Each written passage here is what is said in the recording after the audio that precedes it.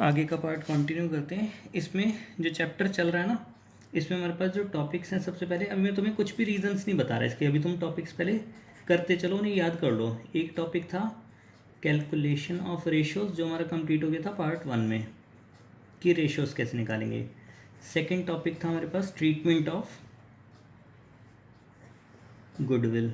ठीक है, 2 टॉपिक्स हमारे कंप्लीट हो गए थे। आज हम तीसरा टॉपिक करेंगे, treatment of workman compensation reserve. ये क्यों कर रहे हैं टॉपिक्स, मैं अभी तुम्हें कोई रीज़न नहीं बता रहा इसके, ठीक है। रीज़न उसके बाद में बताऊंगा जब मैं तुम्हें बड़े क्वेश्चन पे लेके चलूँगा कि किस वजह से हमें रिक्वायरमेंट होती है। एक्चुअली ये वाला 4 चैप्टर्स में कवर अप होगा, 4 चैप्टर कवर अप हो जाएंगे, 4 चैप्टर इसमें कवर अप हो जाएंगे, और ये भी 4 चैप्टर्स में वर्क कर जाएगा। तो ये देखो इनकी वेटेज कितनी ज़्यादा होगी, ठीक है। इसीलिए अभी मैं लॉजिक्स नहीं बता रहा तुम्हें कोई भी, बस अपने टॉपिक्स पे ध्यान रखना तुम। अब अगला टॉपिक आज शुरू करेंगे अपना, treatment of workman compensation reserve, treatment of WCR। Actually सबसे पहले इसका मतलब समझते क्या होता है। वर्कमैन मतलब जो ऑफिस में हमारी फैक्ट्री में काम करते हैं मज़दूर, वो, ठीक है, एम्प्लॉयज़, उनको कंपनसेशन देने के लिए, यानी कि अगर कोई मिस हैपनिंग हो जाती है उनके साथ, कोई एक्सीडेंट वगैरह हो जाता है, तो उनको कंपनसेशन देने के लिए जो हम पैसा बचा के रखते हैं, रिज़र्व, एम्प्लॉयज़ को पैसा देने के लिए in case of any miss happening, जो पैसा हम बचा के रखते हैं, that is called workman compensation reserve, WCR। ठीक है, ये कहाँ पे पड़ा रहता है, हमारे जो प्रॉफिट्स होते हैं ना, याद करो तो प्रॉफिट हमारे पास बैलेंस शीट में इस तरफ बचा के रखते थे, प्रॉफिट P&L अकाउंट में। हम इसी में से क्या करते हैं, इसी में से कुछ हिस्सा निकाल के ट्रांसफ़र कर देते हैं WCR में। तो WCR यहाँ से बनता है, क्योंकि पिछले साल तक तो बैलेंस शीट में कभी आया नहीं था, तो तुम्हें पता होना चाहिए कि ये आया कैसे। ये P&L का हिस्सा होता है WCR, ठीक। तो ये हमें यहाँ पे गिवन होगा बैलेंस शीट में WCR, और उसके आगे मतलब कहने का मतलब, जैसे एग्जांपल के लिए उसने 12,000 रुपये WCR में ट्रांसफ़र कर दिए P&L अकाउंट से, ठीक है, तो हमें ये चीज़ गिवन होगी डायरेक्टली, WCR 12,000।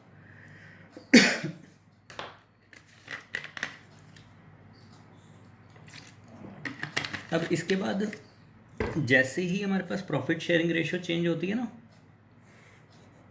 देखो जैसे कि हमारा बिजनेस चल रहा था, कंटिन्यू हो रहा था, और अचानक किसी दिन आके यहाँ पे हमने अपनी प्रॉफिट शेयरिंग रेशियो चेंज कर ली, change in profit sharing ratio, और मान लो इस डेट पे मैंने कोई रिज़र्व बना के रखा था WCR, तो हम क्या करते हैं, कुछ 5-6 चीज़ें हैं हमारे पास, वो ना हम change in profit sharing ratio वाले दिन, इस दिन आके पार्टनर्स में डिस्ट्रीब्यूट कर देते हैं, वापस से पार्टनर्स में रीडिस्ट्रीब्यूट हो जाती है, मतलब, ठीक है, मतलब वापसी पार्टनर्स के नाम पे डाल देते हैं और इन चीज़ों को ख़त्म कर देते हैं। तो ये WCR का टॉपिक इसीलिए हमारे पास ज़रूरत पड़ेगा, ठीक है। बड़े क्वेश्चंस में आते हैं, एक्चुअली 8 नंबर का जो क्वेश्चन आता है उसमें पार्ट आते हैं, तो ये क्या है कि ये सब पार्ट चल रहे हैं बड़े क्वेश्चन के। तो पहले हम इंडिविजुअल टॉपिक कवर अप कर लेते हैं कि ट्रीटमेंट कैसे होंगे, और फिर उसके बाद बड़े क्वेश्चन में हमें दिक्कत नहीं आएगी बिल्कुल भी, ठीक। एक एग्जाम्पल के लिए ले लेता हूँ कि मेरे पास मान लो WCR यहाँ पे पड़ा हुआ था 12,000 रुपये, ठीक, बैलेंस शीट में। अब मैंने कहा कि जिस दिन मेरी प्रॉफिट शेयरिंग रेशियो चेंज हुई, उस दिन हो सकता है ना कि मेरे को कोई क्लेम देना ही ना हो, नो क्लेम, कि कोई भी मिसहैपनिंग हुई नहीं, तो केस नंबर फर्स्ट बैठेगा कि मेरे पास कोई क्लेम ही नहीं था। यहाँ पे मैं तुम्हें केस वाइज एंट्री बना के दिखाता हूँ, ठीक है, WCR की एंट्रीज। पहला केस नो क्लेम, और एक केस ये भी आ सकता है इसमें कि कोई इन्फॉर्मेशन नहीं है मेरे पास, कि कोई इन्फॉर्मेशन ही नहीं थी। तो WCR का बैलेंस वैसे डेबिट चलता है कि क्रेडिट, अगर बैलेंस शीट के हिसाब से देखो तो लायबिलिटी में, और लायबिलिटी का मतलब इसका नेचर कैसा है, क्रेडिट नेचर है, और क्रेडिट चीज़ों को ख़त्म कैसे कर सकते हैं, डेबिट करके। तो इसकी एंट्री क्या बनेगी, WCR account debit to all partners capital account, यानी कि ये 12,000 रुपये सभी पार्टनर्स में वापसी बढ़ जाएंगे, WCR to all partners capital account, ठीक है। और कौन सी रेशो में डिस्ट्रीब्यूट होंगे ये सारा काम, ओल्ड रेशो में होगा, ये ध्यान रखना, ठीक है। अच्छा, सेकंड केस क्या हो सकता था कि हमारे पास क्लेम हो, ठीक है, कि मुझे क्लेम देना पड़े, लेकिन वो क्लेम मेरा रिज़र्व से कम हो, यानी कि मेरे पास रिज़र्व जैसे 12,000 रुपये बचा था, हो सकता था ना कि क्लेम निकल के आए 5,000 रुपये, ये 4,000 रुपये। ठीक है, तो एक बार मान लेता हूँ, चलो क्लेम 5,000 रुपये निकल के आया मेरे पास। तो सबसे पहले तो WCR में से पैसा क्लेम में ट्रांसफ़र होगा। ठीक है, तो मुझे क्लेम बनाना पड़ेगा, यानी कि मैं एंट्री क्या बनाऊंगा, WCR तो पूरा ख़त्म करूंगा 12,000 रुपये, और 12,000 रुपये में से ट्रांसफ़र कर दूंगा provision for workman compensation claim, यानी कि ये चीज़ बैलेंस शीट में सेट के नए नाम से आ जाएगी।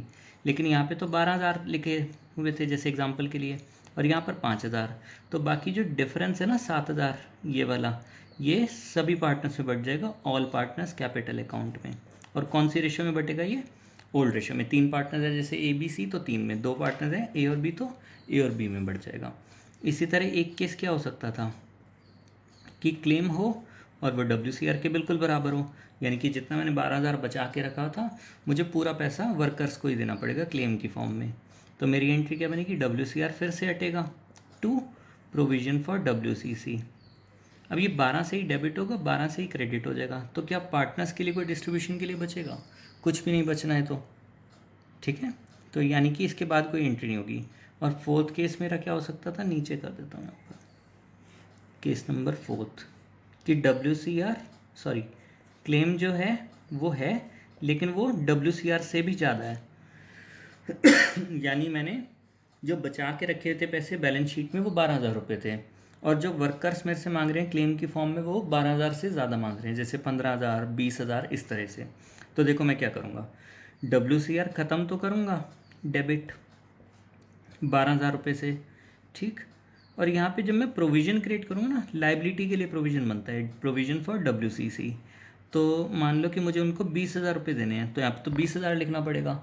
अब मेरे पास क्या होगा, ऊपर की तरफ बैलेंस बच जाएगा 8,000 रुपये डेबिट में, और वो बैलेंस किस नाम से बचेगा, रीवैल्यूएशन अकाउंट। ये लर्न करना है। ये कब आएगा रिवैल्यूएशन अकाउंट, जब क्लेम ज़्यादा आएगा WCR से, और किसी केस में नहीं आएगा, सिर्फ इस केस में आएगा। ठीक, यानी कि मैंने सिर्फ 12,000 रुपये बचाए हुए थे, और जबकि मुझे देने कितने पड़ेंगे, 20,000 रुपये, तो 8,000 एक्स्ट्रा देने पड़ेंगे। और 8,000 एक्स्ट्रा किसकी जेब में से निकालेंगे हम, जो पार्टनर्स हैं उनकी जेब में से। ये रिवैल्यूएशन अकाउंट ख़त्म कैसे हो सकता है, क्रेडिट होके टू रिवैल्यूएशन अकाउंट, और ऊपर क्या नाम आ जाएगा, ऑल पार्टनर्स कैपिटल अकाउंट।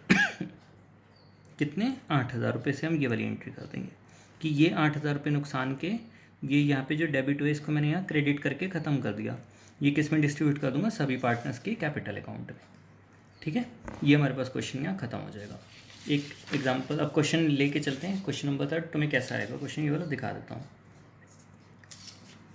देखो क्वेश्चन नंबर 3, A, B और C पार्टनर्स थे in a form sharing profits and losses in the ratio 3:1। Future में उन्होंने अपनी प्रॉफिट शेयरिंग रेशियो इक्वल कर ली, they decided to share future profits equally, यानी कि अपनी रेशियो में चेंज कर लिया। उस दिन हमारे पास WCR जो लाइबिलिटी मतलब रिजर्व हमने बचा के रखा हुआ था वो 12,000 रुपये बचा के रखा हुआ था। हमें जर्नल एंट्रीज करके दिखानी है इन फॉलोइंग केसेस। पहला केस क्या है, नो इन्फॉर्मेशन ऑफ क्लेम या नो क्लेम। ठीक, कोई भी इन्फॉर्मेशन नहीं है क्लेम की, या क्लेम ही नहीं है। तो अब कैसे करेंगे काम, देखो इसमें कि हमारे पास क्लेम देना ही नहीं है, या मुझे पता ही नहीं कि क्लेम देना है, तो ये सारा पैसा किस में डिस्ट्रीब्यूट हो जाएगा, पार्टनर्स में। और कौन से रेशो में होगा, ओल्ड रेशो थी 3:1 और न्यू रेशो थी 1:1:1। तब ये पार्टनर्स में कौन से रेशो में डिस्ट्रीब्यूट होगा, 3:1 में। ये ख़त्म कैसे होगा, ये क्रेडिट है तो ये ख़त्म कैसे होगा, डेबिट करके। देखो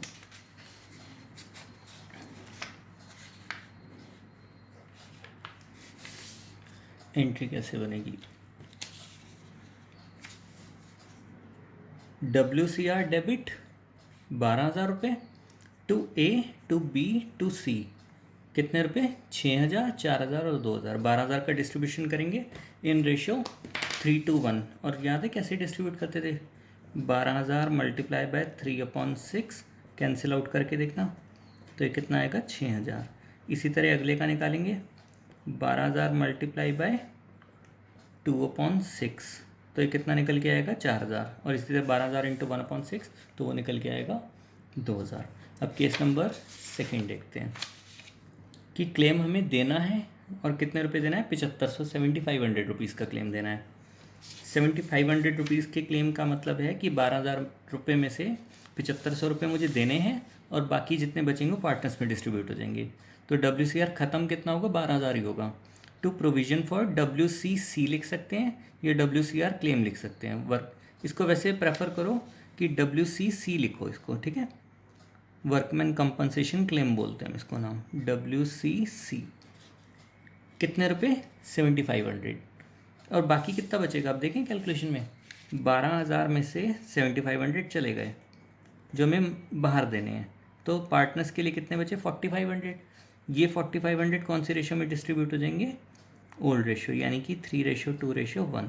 निकाल के देखें, एक का हिस्सा 4500 इंटू 3/6, 1/2, तो 2250 रुपीज़, ठीक है। इसी तरह 4500 इंटू 2/6 और 4500 इंटू 1/6, क्लियर रहेगा। अब देखो 12,000 रुपये हमारे पास थे और क्लेम अब कितना देना है, 12,000 ही देना है केस नंबर 3 में। यानी कि पार्टनर्स के लिए कुछ बचेगा, उसमें तो कुछ बचना ही नहीं है। तो क्या होगा, WCR ख़त्म हो जाएगा और पैसा किस नाम पे आ जाएगा, प्रोविज़न फॉर WCR के नाम से 12,000, ठीक। और उसके बाद हमारे पास पैसे कितने थे, 12,000 थे, लेकिन हमें वर्कर्स को कितने देने हैं, 15,000 रुपये देने हैं, यानी ज़्यादा देने हैं। तो एक्स्ट्रा पैसा हम कहाँ से लेते थे, रिवैल्यूएशन से। एंट्री देखो कैसे बनेगी, WCR तो डेबिट होगा 12,000, ठीक। ये वाली एंट्री चलो मैं करके दिखा देता हूँ तुम्हें, एक minute.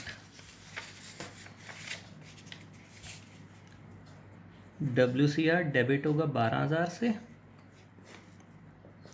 To provision for WCC 15,000। ये प्रोविज़न हम कितना बनाएंगे, 15,000 बनाएंगे। तो एक्स्ट्रा पैसे कहाँ से आएंगे, 3,000 रुपये रिवैल्यूएशन अकाउंट से।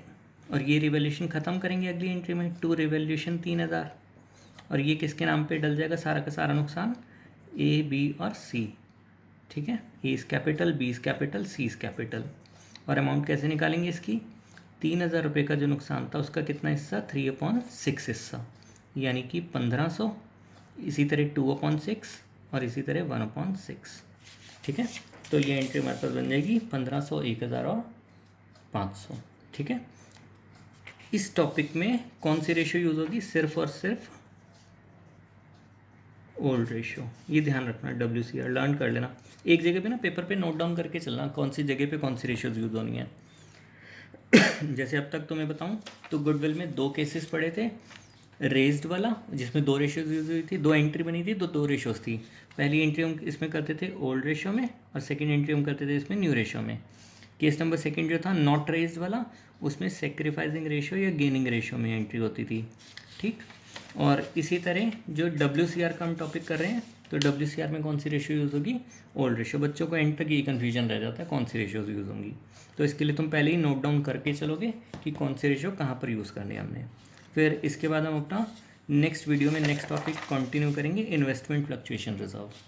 ये टॉपिक और ये टॉपिक नियर अबाउट सिमिलर से हैं। इसमें 4 केसेस थे याद करने के लिए, उसमें भी ऐसे ही बिल्कुल सेम सिमिलर 4 केसेस हैं याद करने के लिए। तो पहले ये वाले लर्न कर लेना टॉपिक, ठीक है। पहले टॉपिक तुम क्या करोगे, सारे के सारे अब तक के जितने हुए पहले लर्न कर लोगे और फिर उसके बाद नेक्स्ट वीडियो देखोगे और नेक्स्ट वीडियो भी हाथ के हाथ उसमें एंट्रीज अपनी लर्न कर लोगे, क्योंकि इसमें तुम जितना काम स्किप करते जाओगे उतना तुम्हारा मिक्सअप होता चलेगा। तो इससे बेटर काम यही है कि वीडियोस को 1 या 2 बार रिपीट करके अपना टॉपिक्स को लर्न कर लो, फॉर्मूले जितने भी हैं अब तक के, ठीक। फिर उसके बाद आगे कंटिन्यू करेंगे काम अपना नेक्स्ट वीडियो में।